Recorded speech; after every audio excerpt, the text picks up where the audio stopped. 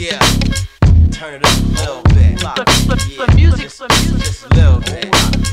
One time, so you right. One time, Citizen Strain. One time, chapter one. Right.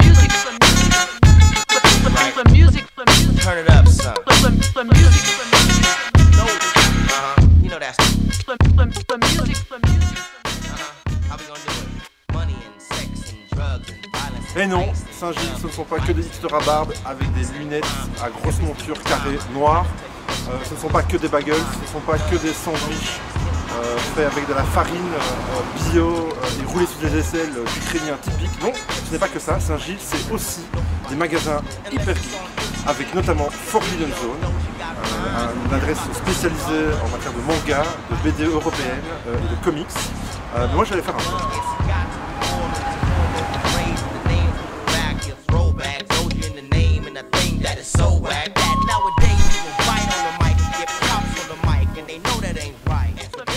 Je vais d'abord te demander tout simplement, tout bêtement et très traditionnellement ton nom, ton âge et ce que tu fais ici en fait.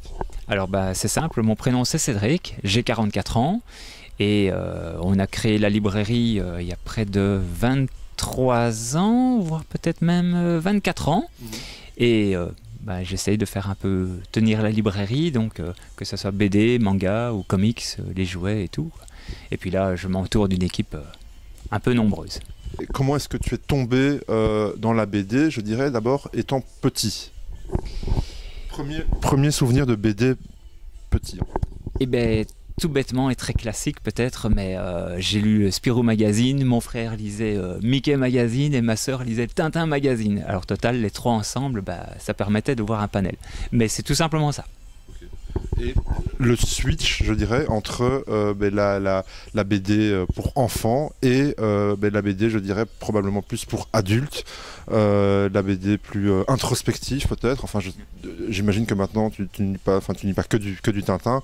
Donc, comment est-ce qu'il s'est fait? Avec quel auteur tu pourrais me dire? Un auteur américain, enfin anglophone, qui s'appelle Alan Moore, qui lui au niveau du scénario a tout transcendé. Donc là on est allé côté intermédiaire entre comics et BD classique, sans comme tu dis tomber dans du Tintin classique, mais là c'était la baffe complète.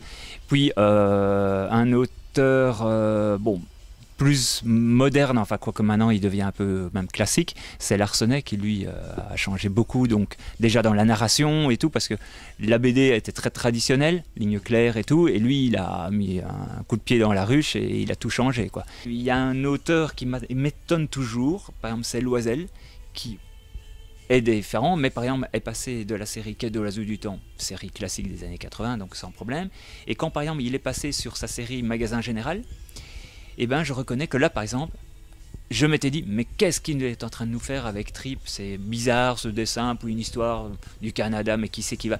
Et puis finalement, la bonne baffe, c'est une claque, voilà, ça change et il y a quand même encore quelque chose à faire.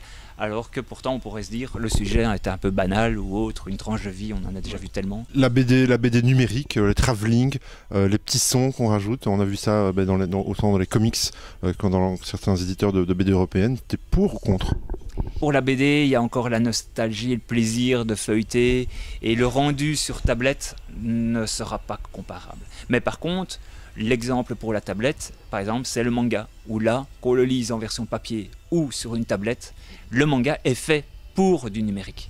Et donc là, je pense que le manga va plus souffrir que la BD classique, où là, quand on lit un Blake et Mortimer, ou un Spirou, ou un Scorpion, et ça, la version papier, c'est quand même le confort. Personnellement, tu aimes lire des BD numériques?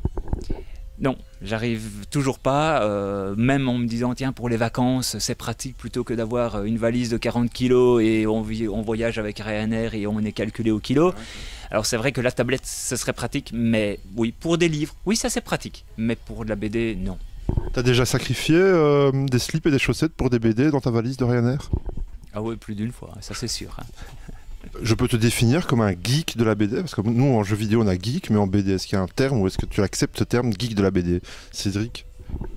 Je crois qu'il n'y a pas d'autre mot, hein. Malheureusement le geek ça restera toujours le passionné et c'est ce qui nous fait vivre. Hein. Heureusement, grâce à ça pour le magasin, mais aussi que qui me fait vivre à tenir le magasin. Parce que sans la passion, depuis longtemps, j'aurais peut-être arrêté. Yeah. Turn it up a little bit. Yeah. music, Just a little bit.